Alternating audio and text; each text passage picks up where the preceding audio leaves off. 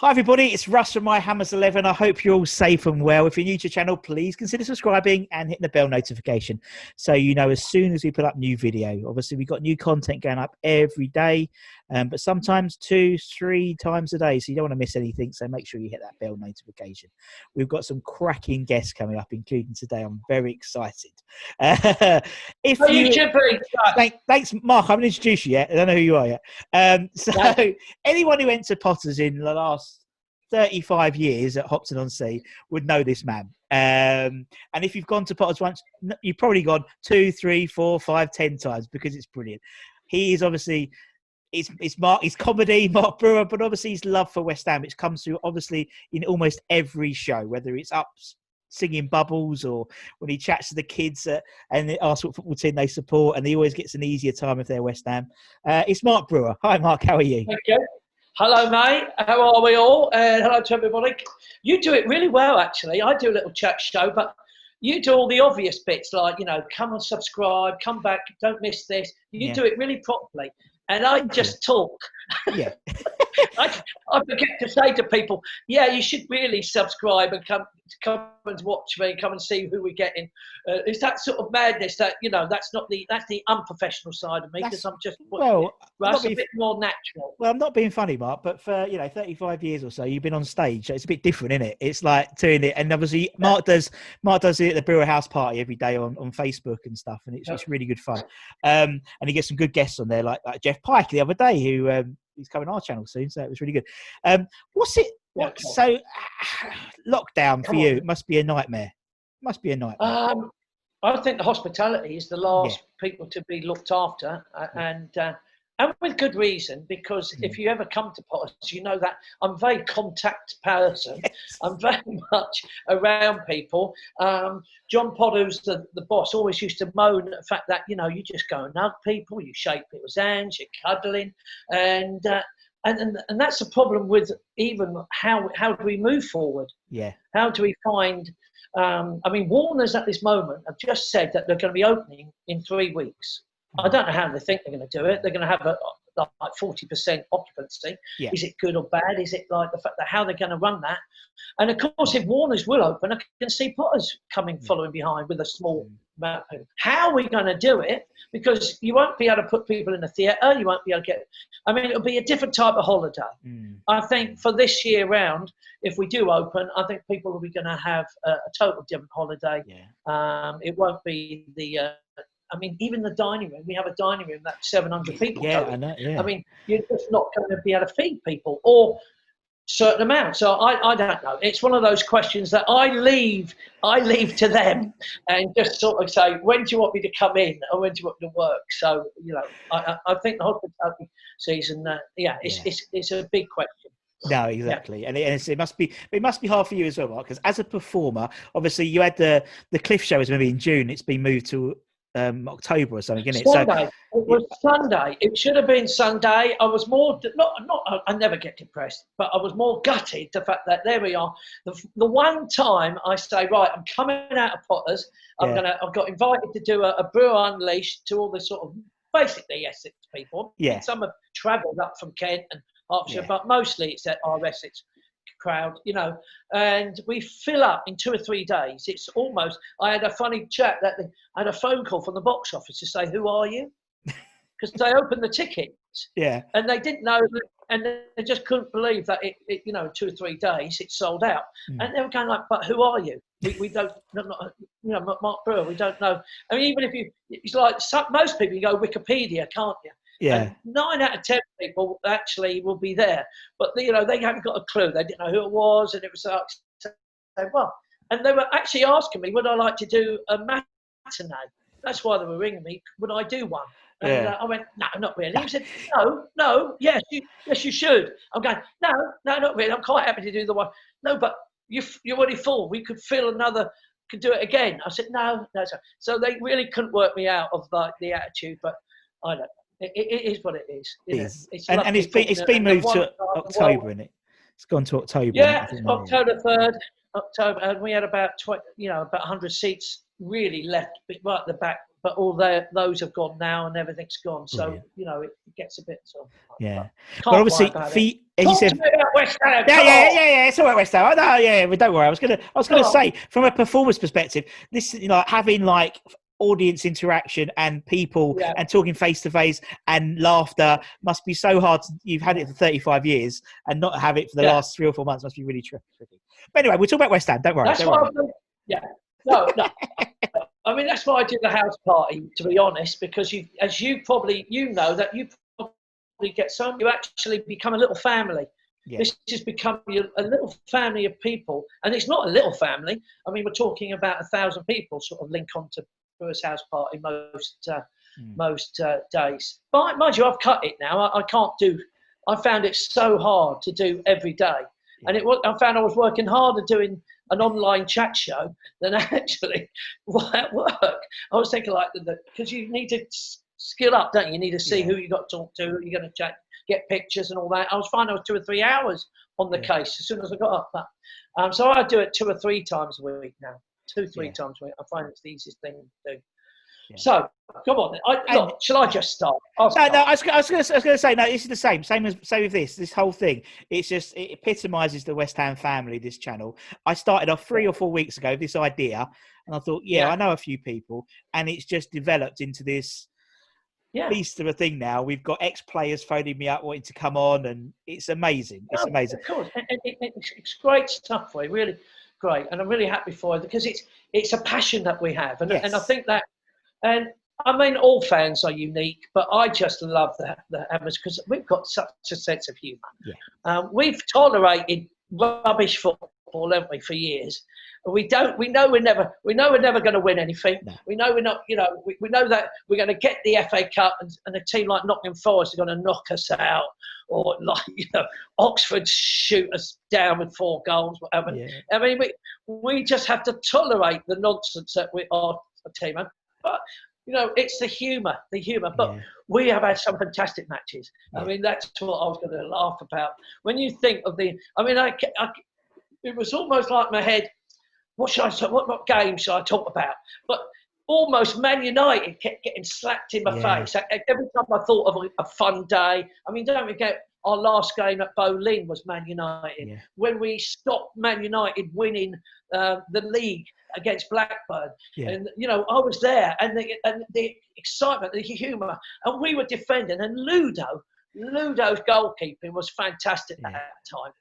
And funny enough, when you said to me about think of an 11, I put Phil Parks and actually put Parks and put Phil down. Yeah. And then when I started remembering how great Ludo was, I went, oh no, I've scrubbed him up. Ludo is my goalkeeper because what some games he had, especially against the United. So I just thought of that. It was tremendous.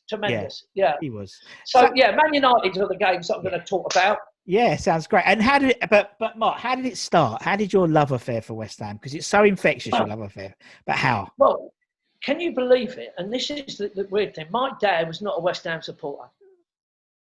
Can't believe it. No. Because most of us go down. I mean, my son's a West Ham supporter because he sees my passion. Yeah. But my dad, I don't know. He was a workaholic.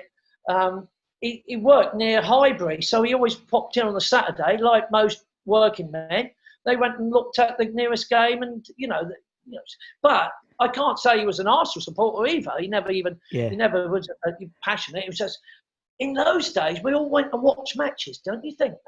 Can you go back when if there was a game on, we just went to, didn't matter, and you didn't have so much rivalry. I mean, it was a fan thing, but a lot of people, and that's what I did as a kid.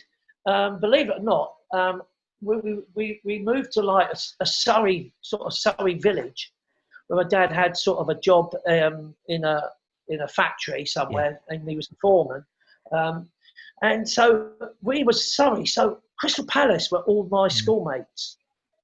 And then you had the people who had that and all that. But my neighbour was a passionate Tottenham fan. And that's who I went to watch. But when I say, like, as a kid, I managed to watch Bobby Moore and watch Jeff Martin, only because he would take me the neighbour and his son, the two sons, because he was totally football man. He would take us to watch Tottenham play West Ham. Yeah. So it was all those sort of things that, as a kid, I think I was sold with the when West Ham won the World Cup. I mean, it's an old gag that we all use. We won the World Cup, but let's face it, Jeff Hurst, Martin Peters, Bobby Moore was such a the reason why we can say it.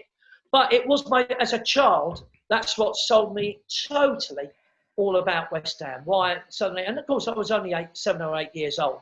So that's why I became the passionate West Ham supporter, even though I had to tolerate watching Tottenham. But I mean, there's people like Jimmy Greaves I was able to watch in those days. Do you know what I mean? I mean, it's those sort of and then of course Jimmy Greaves, albeit came to West Ham for a little while. So I was almost the only West Ham supporter at school. That I don't remember talking to anyone at school that brought up, West Ham. Because again, we didn't really win much after that. I mean, obviously, we've never really won many cups and all that. One of my gutted times when I went to the Cardiff Millennium final with Liverpool. I mean, again, we flew up with the West Ham. I was working that night, so we had to fly up, watch the match, and fly back and come back to work. But I mean, that was guttering, because we thought we had won it. I mean, this is the point with our West Ham, how we tolerate our how we do tolerate. And then it's like the announcement. I hated it. I mean, Liverpool 7th FA Cup winning. It's like, that's the point. It meant nothing to them. Yeah. It really would, because it did. But to us, it would have lit up the whole streets of East Ham, West Ham. It would have just, I mean, it just would have been so important to us. And we were ruined by a Gerrard goal that he actually admits he didn't even look at the goal. He saw the ball and he just kicked it. Yeah. I mean, that's how cruel this game is to us. It is. And it does seem to us as well. Liverpool. That's my point. It's not for Liverpool. How some people get the luck, we don't. And that's how our fans actually put up with it. But I got very lucky. Because with Potters, where there were some really great guests who were, again, I mean, do you remember that the biggest problem we had was that I was working Saturday to Saturday. It was a week in the old days. So I didn't really get to see many games. No. It was always the winter, the January period that I used to see a game. But a good guest said to me, come up to, he was Neil Davey. He sponsored the match.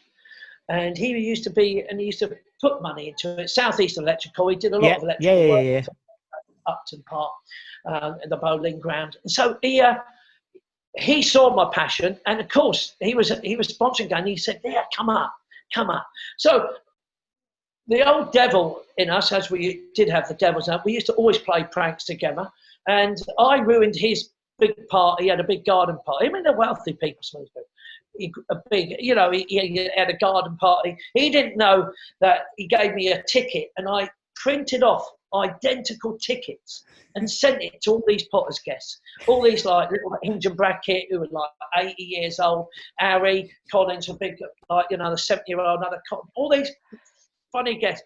And of course, it was all about his family and his friends, and of course his business.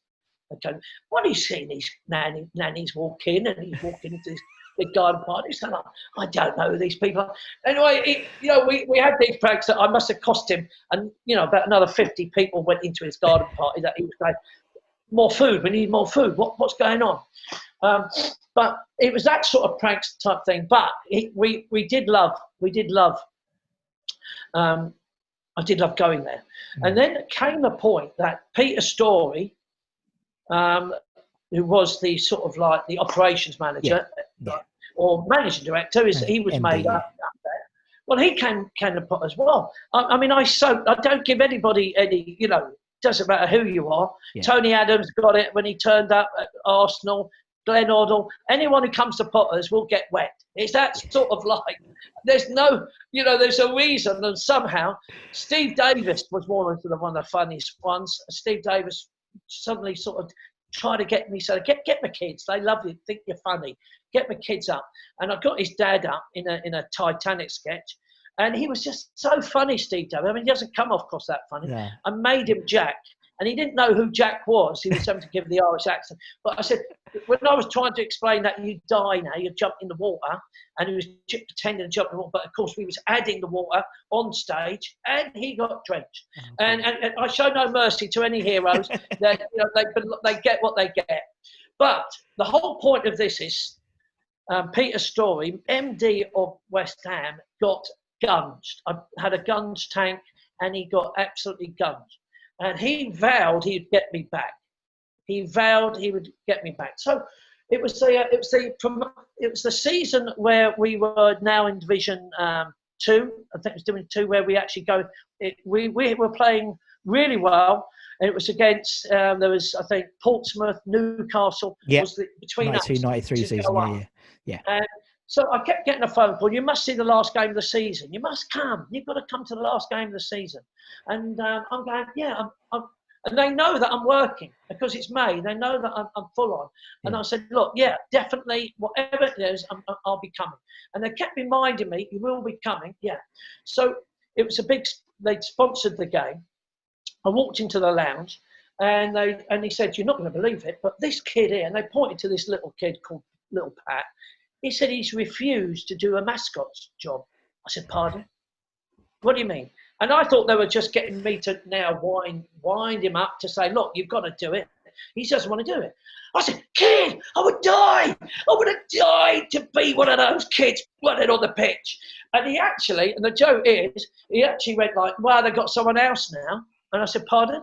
They've got someone else who's doing it. Oh, well, forget this conversation. But I said, who's doing it now? And he picked up the programme, and on the back of the page, it said, gotcha. And the mascot was me. And it was their way of saying, gotcha. And I'm laughing, going like, so what? Wait a minute. What, you want to be the mascot? And they thought it was hilarious that they were going to put me in a kid's outfit. We had, and remembering, of course, it was the last game of the season. We have to win. Yeah, Cambridge. Yeah. And, we didn't know what's happening with Portsmouth at the time, but because we would have to, whatever what cost, we've got to beat Cambridge. Yeah. And so now I'm being told, yeah, you've got to go down and get your kit room and all that. And I'm going, seriously? Are you actually seriously doing this? Well, this is not a gotcha. This is like something that I've dreamed of. I mean, it's almost like, do they realise this isn't making me go, oh, no. I'm going, invested. Yes, fantastic. Well, they put this kit on. This kit's hardly fitting me. And at the time, we'd raised a lot of money for Marlborough School.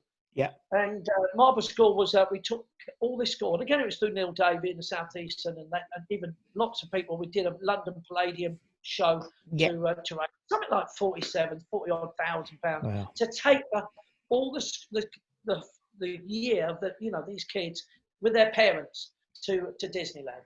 And so they were there to watch the last game. So I went over to Kenny and said to this young boy, do you want to be part of this? And they couldn't believe that I'm actually saying, yeah, look, you wear this kit, and trust me, I'll talk to Pete, the kit man, and he'll give me another kit. So I'd given this young fella to come up with me, to come into. So we're in this whole thing, and Billy Bonds. Now, of course, he's going like, I'm not really liking this. I don't think this is funny. And he's talking to me right in my face. And he's going like, seriously? We don't need no distractions. We have to win this game. And I have to tell you, I'm being polite there because there was a lot of effing and blinding. Yeah. And he wasn't sort of talking to me as nice as this. He was saying like, So I'm trying to go to him. Yeah, of course. Yeah, Bill, I get it. I'm the man. And that's why I'm bringing up Freddie up. I'm going to take him on with me. So is that. So you've got to also understand now, I've had the London Palladium with 2,000 people and the other theatres and the corner. But the roar of the West Ham, the bowling ground, the fans, and of course it was such an important game. I got Billy Bonds being up really tight, the fact that he wants. Well, I'm leading them out. I mean, I'm looking like the captain. I mean, I'm telling you, Russ, it was the greatest day. No, it's no gotcha. This is the greatest day I've ever had. I mean, take away all the other little things, but this was my biggest day. And I'm in the tunnel, and suddenly in the bubble, they're singing. I walk up, and Billy Bonds is just looking at me like this, like really, like giving me the growl, growling up. And literally the whole thing, and I've got this kid on my right, by my arm, and you could hear them going, "Who's that?" You know, when you could go in the tunnel, all the fans are there going, "Who's captain? Who's that?" I mean, they didn't know. I mean, no. You know, even if people don't look to see the mascot as people no one knows that. I mean, some people might, pass it, but it's not staying in their heads. They're just watching this grown adult walking up there with like this kid, and they were going, "Who's captain?" Well, the roar of this bubbles and everyone is cheering. I went to Billy Bonds and went, "Billy, I'm so sorry, but what? I pulled my shorts right up to my chest, and I came running out." I couldn't resist. I mean, that gave it the gateway that this is a lunatic running out there. Billy Bonds was calling me names with B's, calling me the B word, and he really was. He was calling me the bastard. And I ran on the pitch. I had the greatest 3 minutes where we kicked the ball and did some penalties, and with the kid, I took him off. And I've got no pictures of it, Russ. I mean, I'm trying, like you think. I mean, there must be where they're filming as edited or someone. And I'm trying to say, because in today's world, I could have said, "Oh, anyone got a video of me coming out of the pit?" Well, they would have said, "Yeah." There have been two or three dozen people saying, "Yeah, we filmed that on our mobile." We never had that in '93. It was just not happening. No. And so, if it was filmed by BBC, and of course whoever was filming it was unimportant to the fact that this idiot was putting his shorts up, running through, and it wasn't really that important. But I always wish to say, did anybody film that? Yeah. It wasn't a gotcha. It was one of the best days I've ever had. Amazing. Have that. And of course, Billy Bonds growled at me since, when I came back to the tunnel and so on. But of course, we won the game, and we had the excitement of Speedy scoring. And was it Clive Allen? Clive Allen scored the second, yeah. Scored the second goal. And Clive's a Potter man. I don't know if you realise. Clive Allen's comes with his family. Another guy that, of course, got wet like they do. But it is. I've always had the passion. And can you believe, then this Neil Davies said, "I've got a deal with the Boleyn, with the West Ham Peter Storey. I've signed for 3 years a box." And it wasn't one box. He took 3 boxes in the new Bobby Moore stand. They did it up. Yeah. And he went to me, "Would you like to host it?"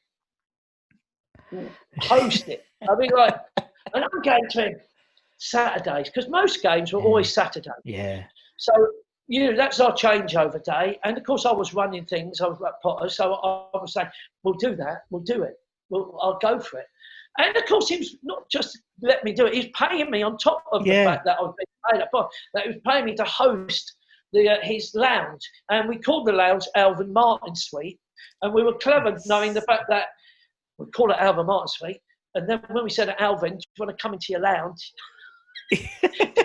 Named after you. He couldn't really refuse that we've named it after him.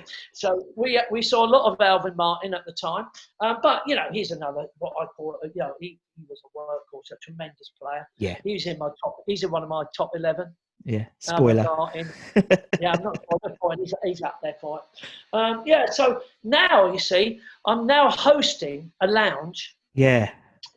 Which was big enough. Had about 30-odd people in it. It was like into 3. We had a little stage at one end. I mean, people were thinking they would come to watch football, and they get there at like 1 o'clock, and there's me on the microphone, and we're taking the piss out of people, and of course we've got challenges, and we had whatever. When we had I bring some of our singers up, and so people were getting songs out of it. There was food, obviously. I mean, we had so much fun, and there was always a comic. So he never put pressure on me to be the comedian on the end, because I'm not a joke teller. But we always had a comedian to come on near the end. So these people had a fantastic football nut day out. Not what they're watching football. They were getting comedy. They were having the piss taking. They were getting the comedian. And then, literally at 6:30, we rushed out. I mean, we had at 6:30 at night. We had to get back to Potters by 9. And you know what? We were never ever late. We never missed it. In 3 years, we never missed it. So we did all the home games, but we never missed a show. It was just literally pure luck on that side of things. But we sort of timed it to it. And we'd leave at 9 o'clock in the morning, get there at 12, set up.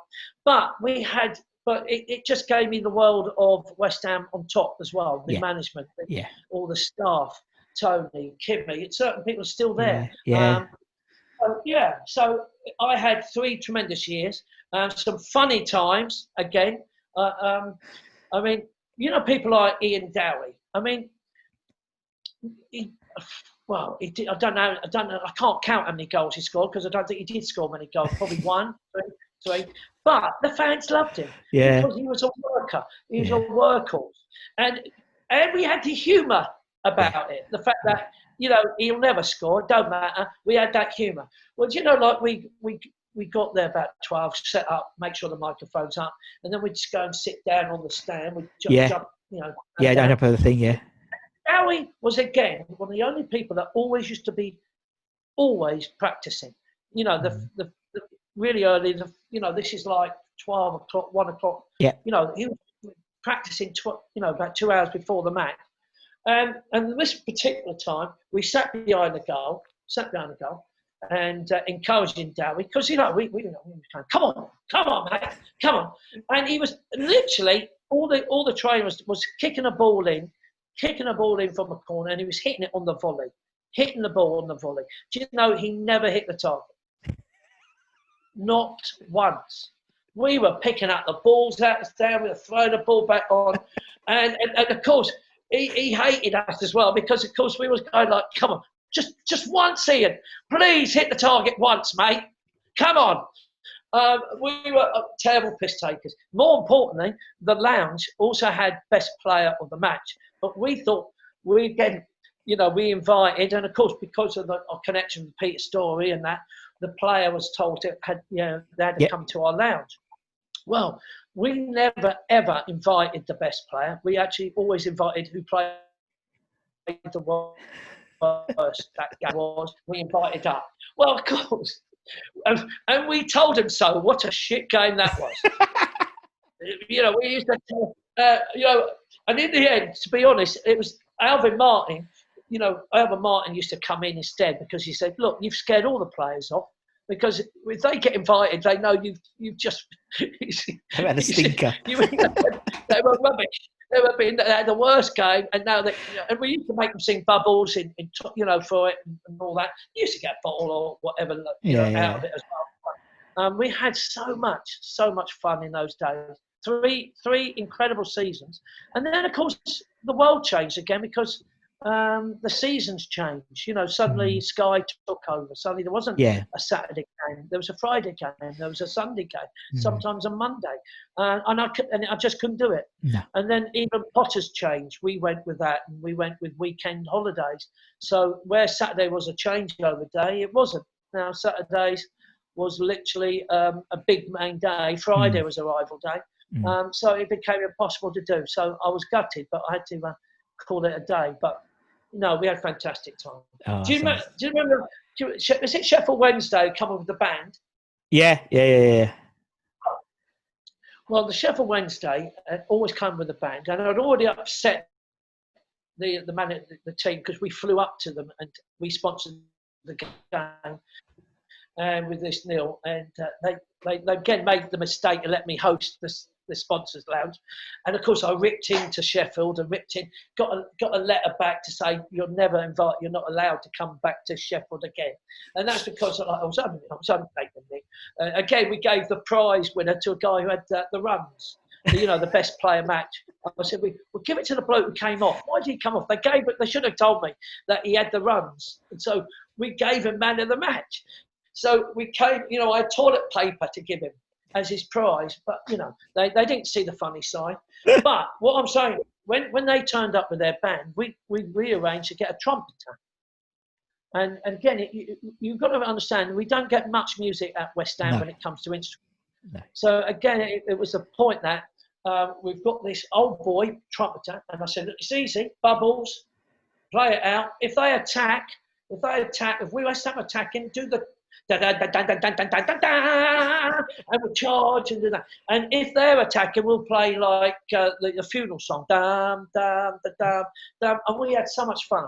At the first, and of course they all cheered when we got the trumpet bubbles. They all sang along. What we didn't know is the fact that we were letting this old boy drink. Because it was a drinking lounge and he was enjoying the West End. Literally by half time, he was, at slosh. It was really successful, went really well. But by the second half, he was paralytic and he just couldn't play a note. And when we got to play the bar, it was all over the place. It went completely from having something really funny and really good. It was disastrous. He was like, he couldn't play it. The fans are looking at like, show no mercy. Show no mercy. We had to pull him away. No, leave it. Just stay in the corner. Keep peace. So yeah. We had some great times. Brilliant! No, so funny. Right, let's go and talk about your 11 because I think this we've alluded to a few, but we'll do it. And what we try and keep it to a 4-4-2, but obviously the only thing we try and say is that you've been alive to see them play. That's basically it. Yeah. To be honest, Mark, you probably got quite a fair spread. Yeah, no, I mean, like I said, I immediately just wrote Phil Parkes down. Yeah, and then. After thinking of all the games that I'd watched him play, how important he was, I went, no, actually, I'm going to give it to Ludo because I thought Ludo was a tremendous. He made some fantastic stuff. And of course, I kept thinking of the 91 when we beat Man United. And I was there all these season, the 92 season when we actually beat Man United. Yeah. And then likewise for the Blackburn. So yeah, definitely Ludo. Ludo is my man for the goalkeeper. Albeit Phil Parkes, very close second. Very close second. All right, put Ludo in. Right, let's go left back. Left back. Well, look, controversially, because I'm not going for Lampard Senior. Okay. I do, I'm not saying what a great player or what it is. Agreed. Just the fact that is when you try to think of all the players, like Alvin Martin and Bobby Moore, I went Julian Dix. Yeah. I thought Julian Dix, and I thought I just loved him. I just loved his passion. The fans loved him, and what a player he was. And he gave it. I love those workhorses. I love those people just give their soul, and so do West Ham. So yeah, that's why I now put Julian Dix as left. Yeah, okay, let's go right back. Who's going to be right back then, Mark? Ray Stewart. Tonka. Yeah, Ray Stewart. I believe that he, again, testimonial, another guy that we looked after him in his testimonial. Yeah. Did lots of stuff for him for that and did lots of greyhound stuff. We raised a lot of money for Ray and got to know Ray a lot. But no, it wasn't because it's friends. It's just the fact that he never let us down. Let us down. I mean, the problem is who takes the penalties when you suddenly got Julian Dix who take penalty and Ray Stewart take penalty. Then you say, who is going to do that? So, yeah. So, go on. Tonka's in. Yeah, that's a good shout. Centre-backs. I could probably guess your centre-backs, but who are your centre-backs? Go on. Well, it's got to be Bobby. Bobby Moore and Alvin Martin. Yeah! But it's obvious, isn't it? It's obvious. I love the play. They were so big rocks. They were tremendous players. There's nothing. I don't know who else I would have gone in for that. Tony Gale was a great player, but when you say Bobby Moore, well, there's only one Bobby Moore in that time, and I just thought, well, Alvin Martin never, he was. Yeah. True centre back. Yeah, exactly. And it's what you're saying as well. It's like, as you said, Ray Stewart, Alvin Martin, Tony Gale, they all long-time servants of the clubs, all had testimonial years. And don't forget, people rated Ferdinand, and people would say that. But in my day, I mean, he wasn't as good for West Ham, that he got better for United. Yeah. So, it's a bit like, It's a generational thing as well, isn't it? It's like that's why I put in the caveat that you have to be alive to have seen them play. Because if not, everyone would put Bobby Moore, because they know, you're sort of, you said, you're ingrained in West Ham. So of course. For me, obviously, I wasn't around to see Bobby Moore. So yeah, Alvin would get in, but it might be Rio, or it could be Javier Margas. Yeah. How old are you then, Russ? I am 40 next year. Oh, well, then you are so young, mate. Yeah, I'm 39 in September. No wonder I was thinking, crikey, I look better than you, don't I? Yeah, you got more hair than me. I mean, take away this greyness over here. But look at this. I know. This wasn't meant to be so short, but it's got a bit. But needs must come coronavirus, and oh crikey, yeah. Yeah, I'm just letting mine grow though, mate. I'm just letting mine grow. I did have the beard shaved off for charity about 3 weeks ago. Yeah. And I have to say, I was pretty ugly. My face, my kids disowned me. They went like, "Oh my God!" My daughter went to her bedroom and said, "I'm not coming out till that beard grows back, Dad, because that is bad." So yeah, I am pretty ugly underneath that. So, but yeah, no, I mean, I think I gave my wife my beard trimmer rather than proper hair, and I had alopecia because it doesn't work. So I had really bad spots, so I had to get it all shaved back. Yeah, but 40 next year, Mark, and I will be at Potter's next year for my 40th. Yeah, you bet, mate. Don't worry about that. Don't worry Who about do you want now? Let's go left wing or left midfield. Left field. I put down Peters, and I didn't know whether I couldn't remember how, because he played everywhere, Martin Peters. And I watched him play lots of. I mean, obviously, he came in to play at Norwich, so I saw him play at Norwich a bit as well. Yeah. But I just think, I just thought he was the ghost. I just thought he was tremendous. Yeah. As a mid, I don't put. But I mean, we've had some fantastic players. I mean, I don't get me wrong. I haven't got Bishop in my list, and I love Bishop. Yeah. I mean, he was my generation. But it's the point of saying, was he as good as Martin Peters? I just thought that, again. And I was fortunate to see and play football with them in charity matches. So I'm not any good, Russ. Trust me, mate. I'm no good. I mean, I just take the mickey. In fact, I ended up comparing most of the charity games. I used to give up kicking the ball and say, look, you're not going to give me the ball. You're not going to pass me the ball. I'm going to go and talk. So I used to take the mickey in it. So, Martin Peters is my left. Yeah. Go on. Let's go. We're going to put in the middle, don't you? No, we're going to go right. Let's go on the right midfield to start with.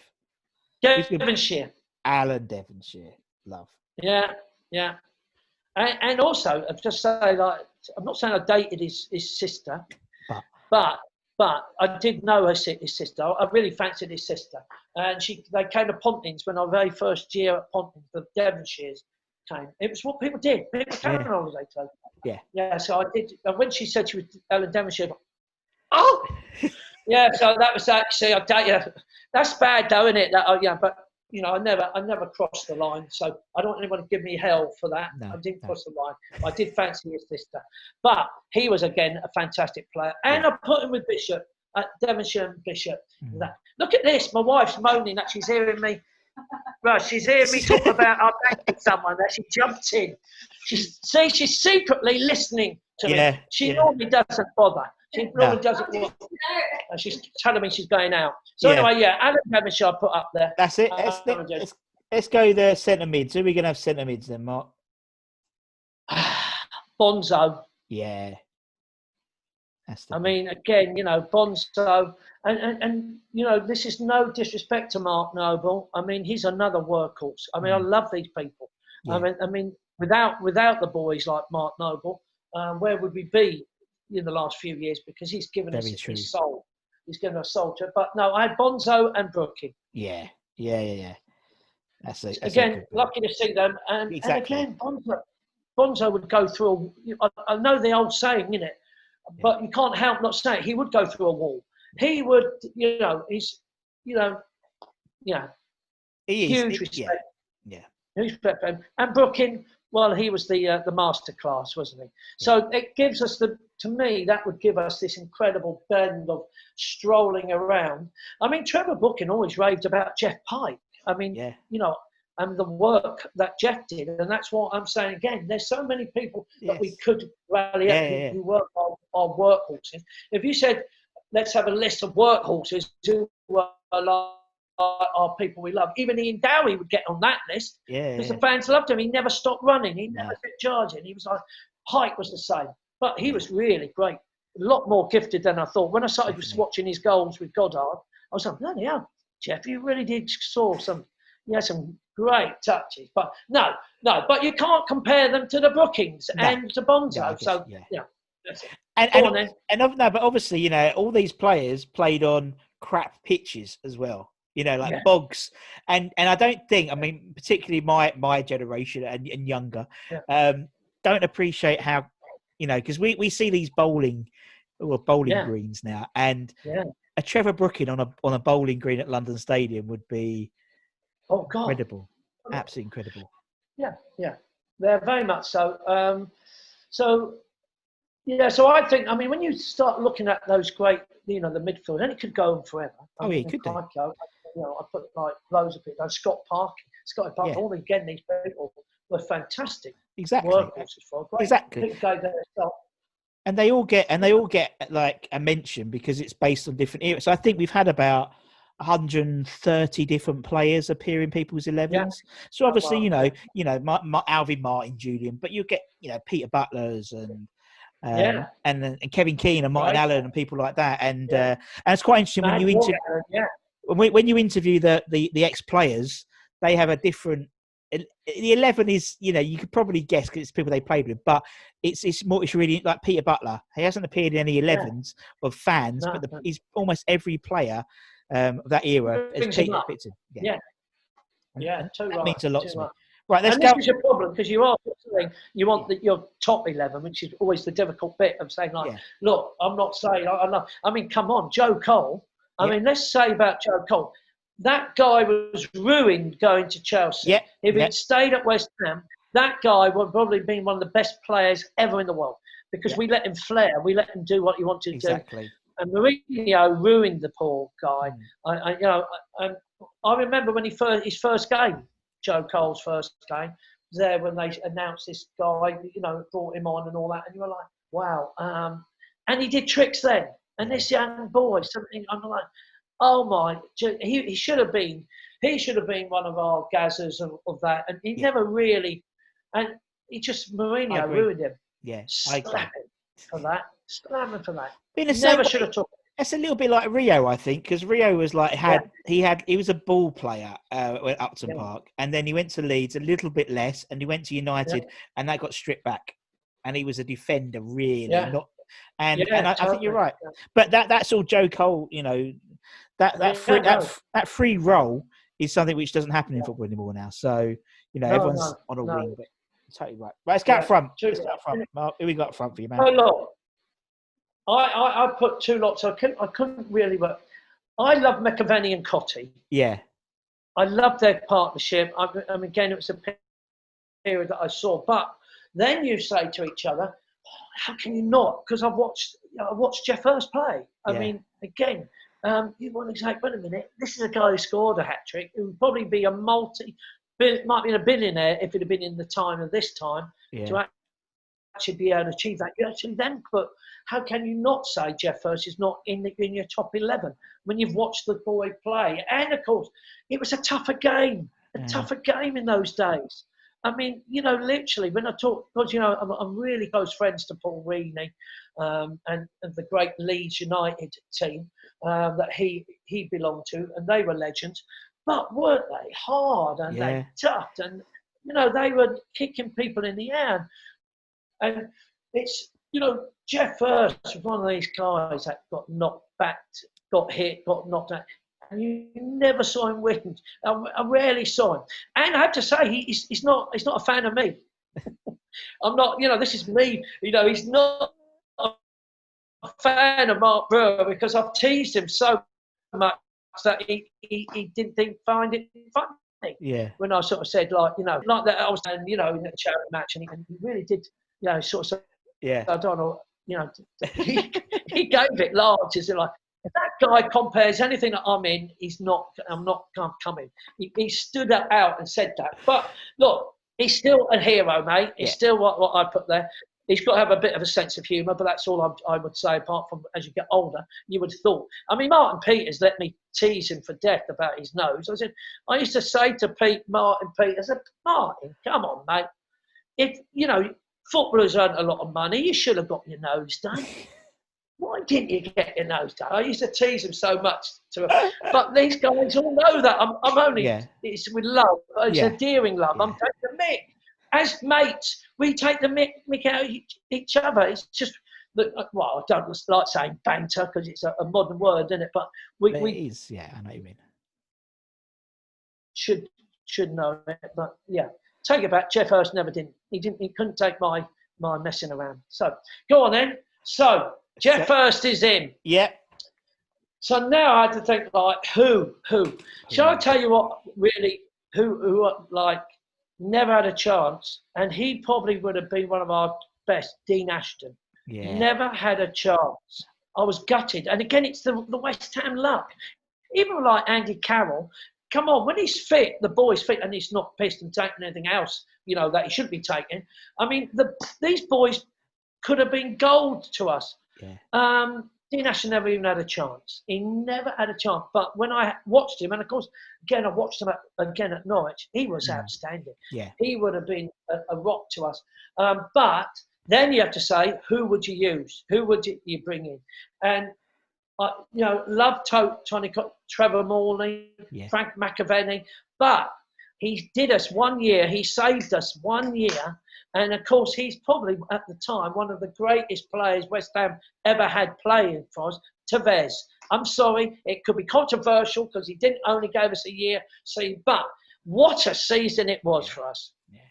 Yeah. And I can only go look. I'm not saying that it's the fantastic, because I love Cotty and McAvenny. What I'm saying is, Tevez was the best player. He was unbelievable. He was tremendous. I mean, look, Payet was a great player, and look how unpopular that guy is. But he gave us some goals. I didn't put Paulo Di Canio in. I mean, these people all deserve to be in this top 11. But how do you put Paulo Di Canio in and not put Hursty in or that? I mean, I've watched them all. He probably scored the greatest goal I've ever seen, Di Canio, with a bicycle kit. Yeah. I was there watching that game. I mean, you almost went, did I just see that?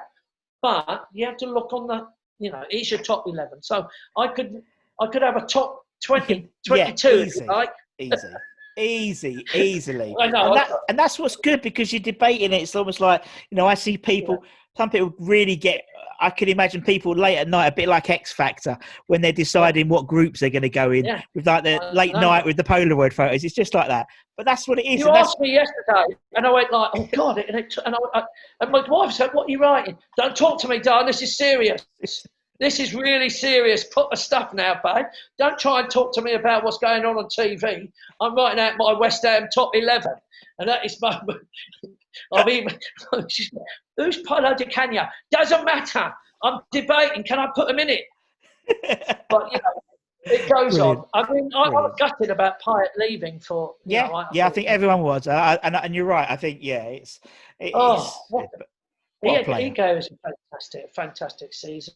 But no, he don't get there. He don't get there for it. He don't make it. Not because you've got you had such a, to be honest, Mark, you had such a wide, an experienced fan, I call it. So you had a wide range of players. So, it's trickier for you than obviously people who have been around for 10 years. Bishop, I loved. I mean, when you've had like 45 years of watching football of West Ham, then you suddenly go like, I like Bishop. I mean, I can go back to Clyde Best, mate. What a love he was. And he got stick. I mean, talk about fan stick there in the off days, but he was a Trojan. I mean, absolutely adored Clyde Best as well, because it's when you look at what's going on today, and how bad things are. you can't even talk about what it was like, No. what the fans were like in the '60s, because no one thought they were saying anything wrong. Yeah. You know, they just thought this is just natural. So bless him, like, you know, great player. Yeah, love it, mate. So that's my 11. That's your 11. Is there anyone? That's it, man. And don't forget, I love Steve Potts. I mean, there's people I love like Jeff Pike. These are mates. These are friends that I would say, like, and they're probably, the fact that I haven't put them in the top 11 will probably give me hell now. You know, but don't mention it to Pikey when he comes on. When Jeff Pike say, don't tell him that Mark first said he really I can't remember. He's probably watching it now, okay. Right, that's it. Well, you'll be all right, because it won't go. The video won't go up until after I've interviewed Pikey anyway. You said about 2 days. How lucky is that? So you're all right. Yeah, you're all right. You just got to say Mark was talking about it all the time. Do you know what? So it was like, it was like the Jeff Pike episode. I had to just edit it all down. You know, it's like, Mark, it's been absolutely brilliant, mate. Thank you so much for your time. Mate, and I'm sorry, you shouldn't have. You know, the worst thing about my Brewers House Party, I don't shut up, mate. I apologise, Russ, that I've enjoyed it, and I haven't even talked about the bowling last game of the season when we got. I mean, that was probably my greatest game ever. I mean, I have to say that's my greatest game. And I was one of those fans. And for the first time, I sat with the Intercity firm. I mean, you know, I don't know if you know. I mean, I've always been like in boxes and stuff. And I sat with Jimmy Hampshire, great academy coach. Jimmy, I don't know if you've ever got him. Jimmy. Jimmy, lovely boy. And he said, come sit here. And we're sitting there. And I'm saying, this is great, Jim, this is great. And of course, the boys turn up in their suits, and he said, he's in charge of the city firm. Oh, is it? No, right, mate, no. And, well, the worst thing, I mean, we had a dream start. We score a goal, Sacco scores. We think it's like heaven. And then, we're leading 1-0 at half time. It's all going our way. And then, of course, Martial decides to ruin the fairy tale. Yeah. And within, 10 minutes, we're 2-1 down in the second half. Well, it was like watching...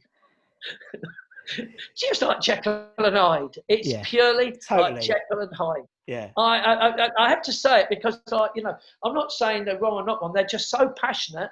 Well, now we're losing and it's 2-1. They score that blank goal. I'm telling you, a little water bottle. There's a big, the big claret screen right in front of us. It's all just it's to divide the crowd. Yeah. And this plastic water bottle, and I saw the bloke slam it down. He was only slamming it down because West Ham scored the equaliser. When he scored it, he slammed it down, and the ball it's empty, so it bounces all the way up. Well, it was like they'd thrown a grenade at us. I mean, it was like. I have never seen the aggression from. Honestly, this was like, I don't know. I was like, thank God there was that thing there because it would have been war there and there. I couldn't disbelieve that. And I was going, and like Jim's saying, Jim's like, because his daughter was there and he's saying like that could have hit my daughter. I'm going, Jim, it's an empty plastic little water bottle, mate. That he wasn't. He didn't actually throw. It just hit the thing and just kept bouncing. But I teased Jimmy about it. The fact that but I have to say, I loved it. I adored it, and we had a fairy tale ending. We did to say goodbye to Boleyn, didn't we? We did. When Winston Reid scored that last second goal. It was so West Ham. It was so West Ham, wasn't it?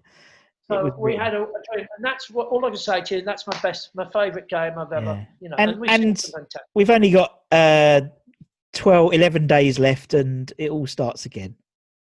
Whoa! And let's not talk about how bad this might be for us. Well, it doesn't matter. And again, you were saying, hey, no, I mean, you were saying also, about going back to Potters, and you don't worry about that. You just turn up, and that's the same with me. I've had the directives for what I can play. I've got to wear a mask and stuff to play the music there and stuff. And it's the same thing. I'm just going to go and see what happens, and it is what it is. Do you ever play claret and blue? What's that? Do you ever play claret and blue? you ever play the song Claret and Blue? No. Blue, Claret and Blue. Mitch wrote I'll it. write it down. I mean, get Claret and Blue, and I'll text it to you. Yeah, and go it's for it. just the fact that the boys have wrote a Claret and Blue. I mean, they've done it properly. It's not like Yeah. Ping it Mitch over and we'll do wrote it because with the boys. I'm trying to play. I'm going to play a lot more like fan stuff and stuff because it's not for the people who are viewing on TV because they'll have stuff piped in probably, but just for the players. The most criticism I get at Potters is because I play bubbles every day. Yeah. I don't get away. And of course, whether you're Tottenham, Arsenal, Chelsea, Man United, whatever they cannot believe that I'm playing bubbles and making everybody. Even if the fact that I think we're going to lose the game, I say we'll play West Ham first before the game's played. So so we're going to get to saying it now. So we might not like sing it later, but that's the biggest. You're the only person in the world, Mark, I think, who's played "I'm Forever Blowing Bubbles" more than me. That's it. I mean, I played that song for 20 seasons now at Upton Park and London Stadium. I know we've got to go. We've got to go. But shall I tell you my biggest disappointment? Go for it.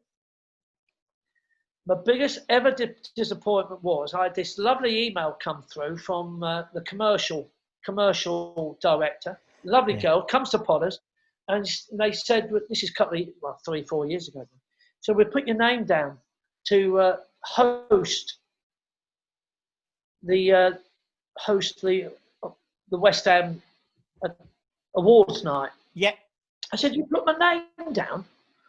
I said, look, wasn't that like Ben Shepherd who did that the year before that? And before that, was it James Corden? And now you're putting Mark Brewer down for this. I said, and they were saying, look, Mark, we love you. We know what you're like. We know how passionate you are. We know that this won't be a boring prize presentation. Yeah. You'll rip into everyone. You'll give everyone hell.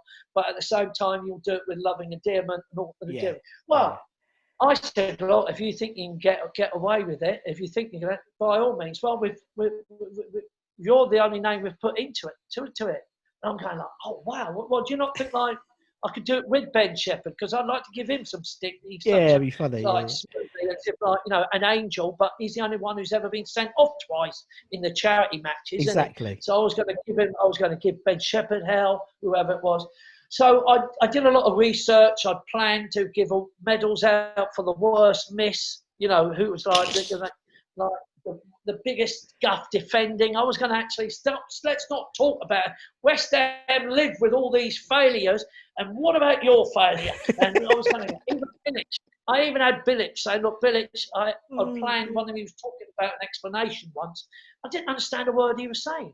And I wanted to show it. I said, does anybody know what Bilic is talking about in this? I had this incredible, honestly, I'd done a lot of my work. And 2 weeks prior, I'd get an email to say, I'm really, really sorry that the board, and this is, Karen Brady. I mean, I don't blame them. Who's Mark Brewer on their eyes? Who the hell is a holiday, in their eyes, a holiday resort man? But they got Tony Cottee. And I said, what? But he's going to be pretty boring, isn't he, Tony? They were gutted as well. They were really embarrassed because they really thought. And that was my biggest disappointment I've ever had. Oh, well, it was, that would have been fun. Actually do that because it was like in front of all my heroes. I would have brought it up. Noble would have been.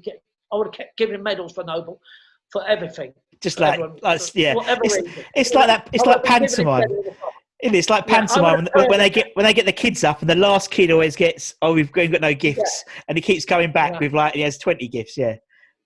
And at the time, Andy Carroll was there, and of course you can't understand him either. So I was actually going to go because a lot of the players, I was really going to give the fact that no one. How do you communicate? Well, Bilic and get Bilic. Of course, that's how you just don't understand him either. But fortunately, let's be brave. We've got Andy Carroll, and I was going to get Andy Carroll. Well, you can't understand Andy Carroll either, could you? He was another Geordie. His accent was so strong. I was going, I don't know what is Andy. So I was going to rip into him as well. So, I would never have been allowed to do it again.